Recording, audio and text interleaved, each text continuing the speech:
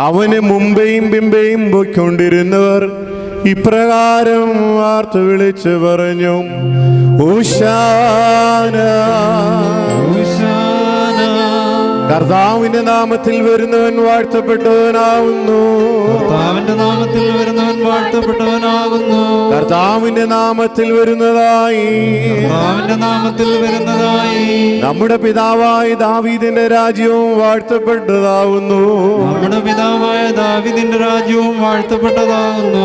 അത്യുന്നതങ്ങളിൽ ഹോശാന, അത്യുന്നതങ്ങളിൽ ഹോശാന, ഹോശാന. കർത്താവിന്റെ നാമത്തിൽ വരുന്നവൻ വാഴ്ത്തപ്പെട്ടവനാകുന്നു. കർത്താവിന്റെ നാമത്തിൽ വരുന്നവൻ വാഴ്ത്തപ്പെട്ടവനാകുന്നു. കർത്താവിന്റെ നാമത്തിൽ വരുന്നതായി കർത്താവിന്റെ നാമത്തിൽ വരുന്നതായി നമ്മുടെ പിതാവായ ദാവീദിന്റെ രാജ്യവും വാഴ്ത്തപ്പെട്ട